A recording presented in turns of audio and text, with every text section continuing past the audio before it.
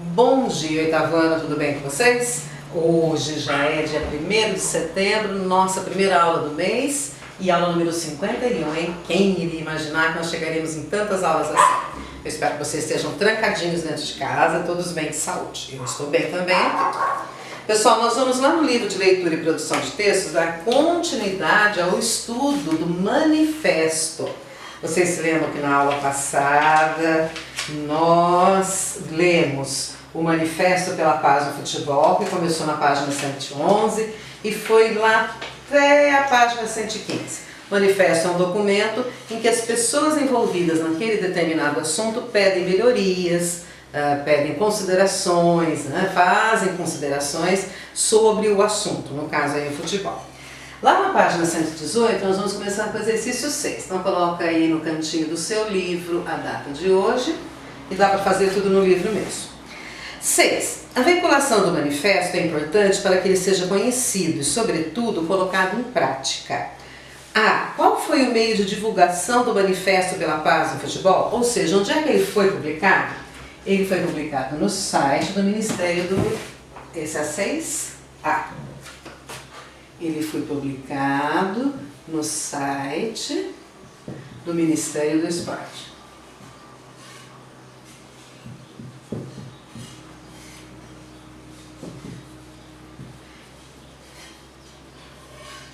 Certo? Lá na letrinha B. Que outros meios poderiam ser utilizados para divulgar esse manifesto? Ou seja, esse manifesto poderia ser publicado em quais outros lugares? Ele poderia ter sido publicado em um jornal. Ele poderia ter sido publicado em um blog. Tá? Então, por exemplo, um blog de um jogador de futebol, ele publicaria esse manifesto. Ele também poderia ser publicado, deixa eu ver aqui mais, em panfletos. Então, faria aí os panfletos e entregaria de um por um, por exemplo, após a realização ou durante a realização de um jogo de futebol, certo? 7. Releia a seguir as duas propostas que encerram o texto. Neste auto, as partes promovem um acordo de cooperação para a construção conjunta de uma cultura de paz no futebol, ficando estabelecido que a. As torcidas organizadas que descumprirem injustificadamente os compromissos assumidos concordam e aceitam que o Ministério do Esporte possa excluir a própria torcida ou os membros identificados dos seminários de integração social, bem como não apoiar os projetos e ações sociais em desenvolvimento ou suspender aqueles que já estejam em preleção ou em execução. B. O Ministério do Esporte dará ampla divulgação do presente Manifesto pela Paz do Futebol, divulgando as ações conjuntas e informando a relação das torcidas organizadas que integram essa rede de solidariedade. A primeira perguntinha aí. Qual o objetivo de apresentar tais propostas? Depois fazer a cobrança, né? Então, primeiro publica-se as propostas para depois fazer as cobranças, caso não haja o cumprimento. Caso não haja o cumprimento dessas propostas. Que cobranças são essas? O time pode levar, por exemplo, uma advertência, ou o jogador, ou o presidente do clube.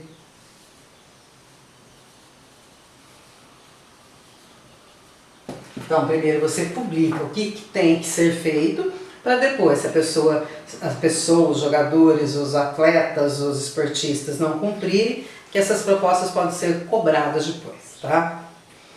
8. Releia o fragmento a seguir. A paz do futebol é fundamental para que se mantenha viva a paixão pelo esporte e para o retorno do prazer de torcer por nossos clubes e da alegria de ver nossos craques jogarem bola.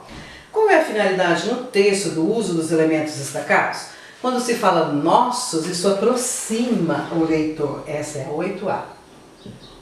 Então, aproximar o texto do leitor. O que acontece quando você vê o nossos escrito? Você se inclui, né? Você se coloca dentro também da proposta. B. No fragmento, a paz do futebol é fundamental para que se mantenha viva a paixão pelo esporte. A expressão destacada pode ser substituída sem perda de sentido por a fim de. Então, se você observar bem, você vai conseguir trocar. Olha lá. A paz do futebol é fundamental a fim de que se mantenha viva. O de acordo com, uma vez o que, de modo que, não combinam. O que fica melhor aí é o afim, né? A finalidade pelo qual você faz alguma coisa. Na página 119, pessoal, tem um cartaz. Então, veja, observe o cartaz a seguir para responder as questões 9 e 10. 6 de abril, Dia Internacional do Esporte para o Desenvolvimento e pela Paz. O esporte ensina a tolerância e a coexistência por meio do respeito às diferenças. Então você tem aí um cartaz com vários tipos de esportes, né? Golfe, beisebol, futebol, basquete, corrida.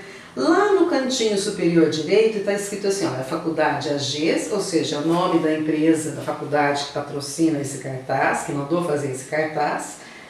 As cores vibrantes, né? Várias coloridas aí, dando a ideia de movimento, de vida, né? E 6 de abril, Dia Internacional do Esporte para o Desenvolvimento e pela Paz. E depois embaixo um slogan, né? O esporte ensina a tolerância e a coexistência por meio do respeito às diferenças. 9. A finalidade comunicativa do cartaz é a. Criticar as ações relacionadas à cultura de paz e à não violência na sociedade. B. Descrever as ações responsáveis por impedir a cultura de paz e estimular a violência. C. Incentivar a propagação da cultura de paz por meio do esporte na sociedade. E D. Refletir sobre as questões relativas à cultura de paz e ao esporte na sociedade. Se você pegar o primeiro verbo de cada uma das alternativas, já fica mais fácil de você analisar. Olha, criticar, descrever, incentivar ou refletir. 9C, né, pessoal? Letrinha C aí é a certa, né? Incentivar a propagação da cultura da paz, ou seja, a paz deve ser propagada, ela deve ser cultivada no ambiente esportivo. No esporte não pode ser um lugar para guerra, para brigas de torcidas ou de jogadores. 10. Considerando as características do gênero anúncio publicitário, responda as questões a seguir. Aí você tem um quadrinho amarelo, tá? O anúncio publicitário pode ser uma propaganda, em forma de cartaz, outdoor, etc., cujo objetivo seja atrair a atenção do público para uma ideia, conscientizá-lo ou persuadi-lo a tomar uma atitude em relação a essa ideia. Então, sempre que você vê um cartaz, ou um outdoor, ou mesmo um panfleto, né? Qual é o objetivo? Convencer você a consumir alguma coisa, tá? Aí na letrinha A, quais recursos visuais são utilizados para que a mensagem seja comunicada com clareza no cartaz? Então, o cartaz aqui, ele usou linguagem verbal e não verbal, 10A, né?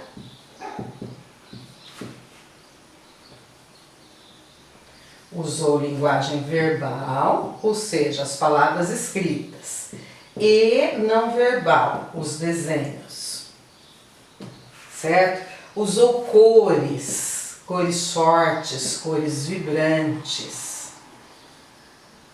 E o que mais? Usou letras de diferentes tamanhos, né? Fontes variadas de letras e etc. Tá? Você pode colocar aí também o perfil, né, de cada esporte sendo apresentado. Isso também contribui para a mensagem que se quer transmitir.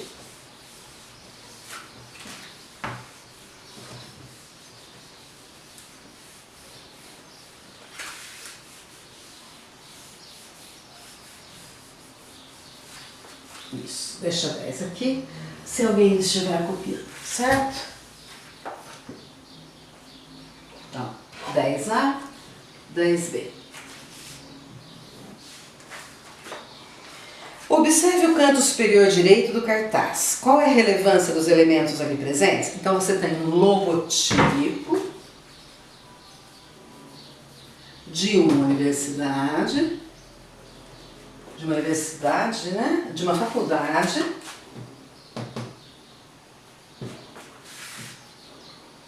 E por que ele é importante? Ele é o patrocinador do cartaz.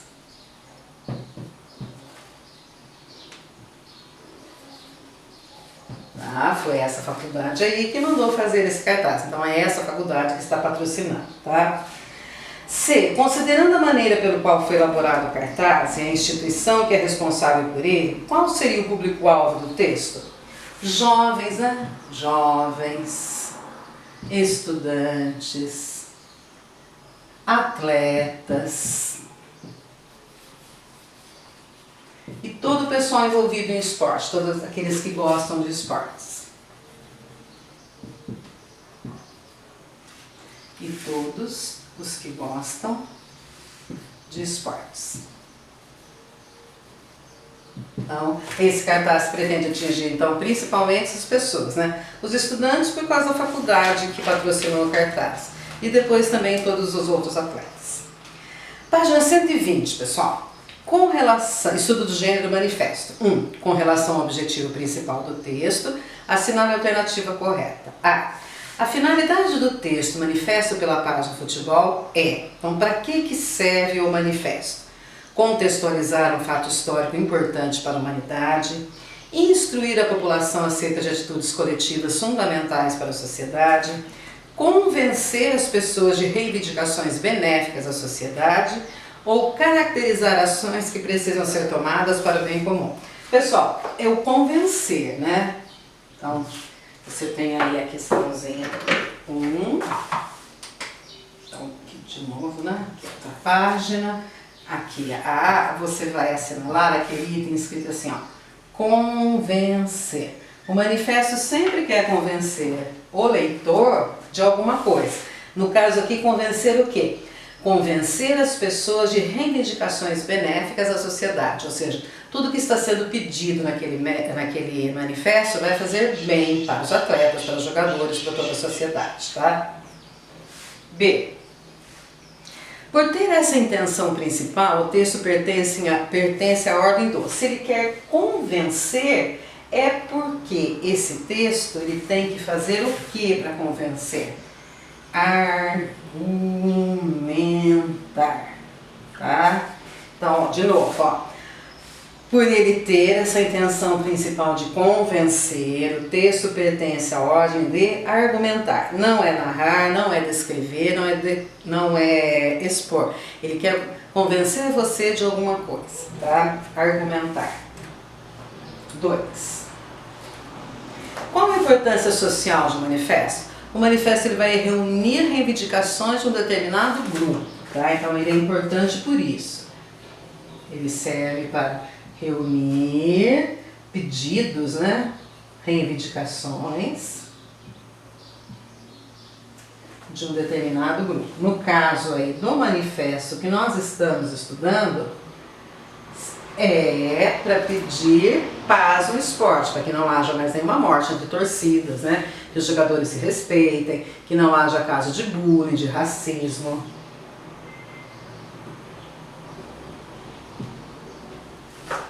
3. O texto manifesto pela página de futebol pode ser dividido em 3 partes. Complete o quadro a seguir com trechos do texto que exemplifiquem cada seção. Então, a primeira seção é a introdução, e a introdução está nos parágrafos de 1 a 8. O exercício pede um exemplo, tá? Então você pode colocar assim, ó. Podemos desenvolver em conjunto.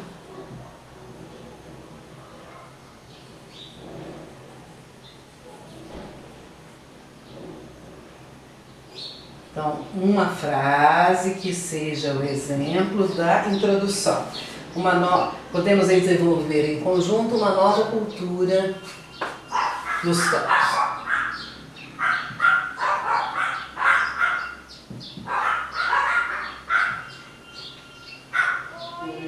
Então esse é o primeiro, tá? Depois nós temos o desenvolvimento. O desenvolvimento vai dos parágrafos 9 a 26. Aí, que exemplo que você tem no desenvolvimento? Você pode colocar assim, ó, respeitar a vida.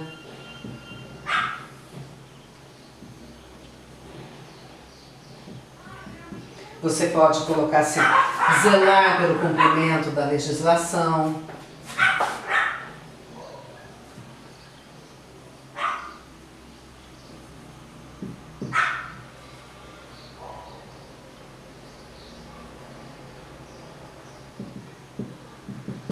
certinho? E o último ali, ó. Qual é a conclusão? A conclusão está nos parágrafos de 27 e a 29. O que o Ministério do Esportes vai fazer? O Ministério do Esportes dará ampla divulgação, ou seja, ele vai promover a divulgação e vai falar para todo mundo sobre esse manifesto. O Ministério do Esportes dará ampla divulgação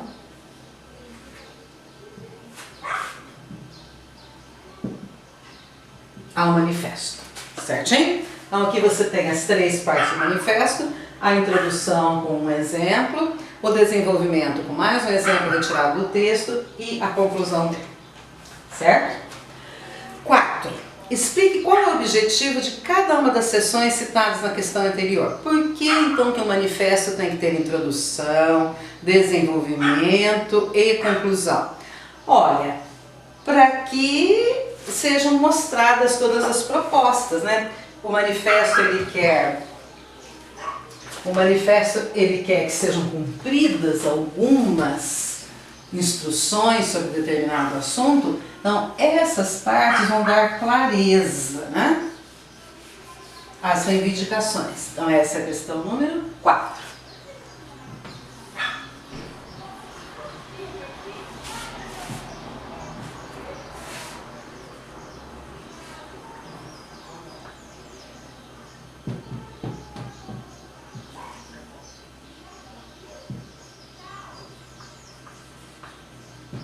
Certinho? Então, ele precisa ser organizado dessa maneira para que ele fique um documento bem claro, que todo mundo entenda. 5. Qual é o registro linguístico utilizado no manifesto pela paz do futebol? Assinale a alternativa correta.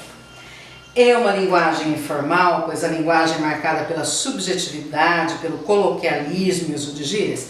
Então, coloquialismos são a maneira como nós conversamos, a maneira coloquial, né? Gírias e subjetividade. Subjetividade pode qualquer frase que pode ser entendida de mais de uma maneira.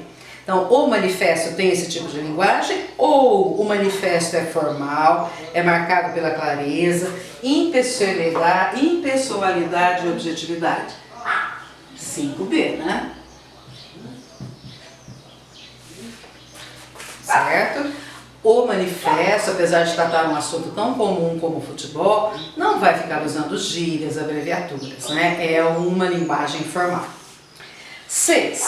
O manifesto parte de um argumento. A paz é para todos, é construção de todos.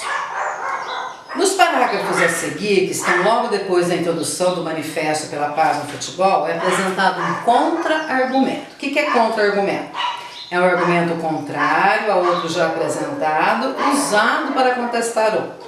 Aí você tem no quadrinho rosa o contra-argumento, tá? Somente a valorização da cultura pela paz será capaz de promover o respeito entre todos os indivíduos que fazem o espetáculo em campo e nas arquibancadas. A paz é para todos, é a construção de todos. A paz não se consagra somente no combate à violência, mas no sentimento de solidariedade e na harmonia entre indivíduos. A imagem do futebol no Brasil, especialmente das torcidas organizadas, passa por um momento de grande desconfiança. Os efeitos materiais e psicológicos advindos de conflitos gerados pela intolerância, pela impaciência e por outras formas de violência vêm se transformando a cada dia em uma verdadeira aversão para todos os amantes do esporte. Qual é a contra-argumentação? A. Somente a valorização da cultura pela paz promoverá o respeito entre os indivíduos. B. A paz e a violência têm de ser conciliadas. C. No Brasil, muitos amantes de futebol têm se afastado dos campos e estádios por causa da violência. Ou D. Não basta combater a violência, é preciso ampliar o sentimento de solidariedade e respeito entre os indivíduos. É essa última, né, pessoal? Para combater a violência, primeiro você tem que fazer o quê? Ampliar o sentimento de solidariedade. Então aqui ele tem a D. Certo? A partir do momento que as pessoas forem mais empáticas, que elas forem mais solidárias, então até mesmo a violência no futebol tende a acabar. 7. Agora que você já conhece o manifesto, complete o texto a seguir, identificando as principais características desse gênero textual. Então aqui, pessoal, tem algumas palavrinhas que vocês têm que usar para completar o sentido aqui, ó. Eu vou colocando na ordem que elas aparecem, tá? O manifesto é um gênero textual argumentativo que procura convencer. Esse é o número 7. Então, a primeira palavrinha no primeiro espaço aí é convencer. E motivar os leitores sobre assuntos de interesse comum. Ao promover reflexão e motivar ações em relação aos direitos e deveres,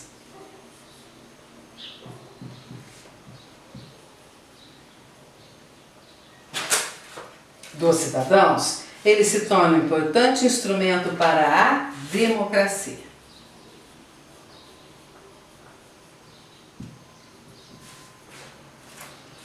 Sua estrutura não é fixa, mas de modo geral tem uma introdução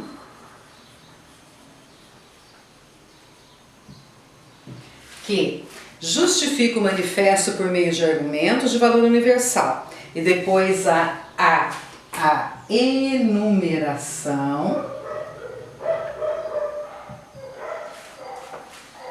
de atitudes que devem ser tomadas pelos leitores. Pode ter ainda uma conclusão que reforça a necessidade de ação coletiva. Para alcançar o maior número de pessoas, a linguagem deve ser clara e acessível. Ou seja, não pode ser uma linguagem técnica, não pode ser uma linguagem complicada que as pessoas não entendam, tá? Deve ser claro e acessível e o manifesto deve ser divulgado nos mais variados meios, certinho? Não adianta nada fazer o manifesto e ele ficar guardado dentro de uma gaveta. Ele precisa ser divulgado para vários outros lugares. Em vários lugares, né? Em sites, blogs, panfletos, cartazes, todos os meios possíveis para que as pessoas tenham conhecimento daquilo. Agora, pessoal, a gente termina ali na página 122. Vamos comparar crônica e manifesto. Leia os trechos a seguir e responda as questões. Trecho 1. Sobre vacas, porcos e bolas. Eu havia acabado de mudar de Minas para o Rio de Janeiro do ano de 1945. Caipira, desconhecia as regras de sociabilidade da capital. Foi então que um colega do curso de admissão chegou-se a mim sorrindo e num gesto de amizade me disse: eu sou o Flu, e você? Trecho 2. Manifesto pela paz no futebol. O Ministério do Esporte, representado pela Secretaria Nacional de Futebol e Defesa dos Direitos do Torcedor, e as torcidas organizadas que assinam o presente manifesto pela paz no futebol, unem-se em uma forte rede de solidariedade na construção conjunta de uma cultura de paz no futebol. 1. Assinale as alternativas que melhor definem o objetivo principal dos textos. A. Ambos os textos pretendem narrar, mas o texto 1 é de ficção e o texto 2 trata da realidade. Não, né? O objetivo dos dois textos não é narrar. O manifesto ele quer convencer o leitor de algo. B. As crônicas podem ser narrativas ou argumentativas, mas o texto 1 é narrativo porque conta uma história. C. O texto 2 é argumentativo porque é escrito para defender uma ideia e apresentar argumentos sobre a importância do ponto de vista defendido. Isso, então, na questão 1, a alternativa C está certa, tá? E tem mais uma. D. Tanto a crônica quanto o manifesto apresentam tendência argumentativa, cujo objetivo é defender um ponto de vista ou uma ideologia. Isso. A crônica também, ela conta uma história, mas ela também tem um ponto de vista para ser defendido, que o autor quer que seja defendido. 2. Quanto à tipologia, o texto 1 e o texto 2 são respectivamente. Olha, o texto 1, ele é narrativo, o texto 2 é argumentativo. Então a letrinha certa aí é a B. 3.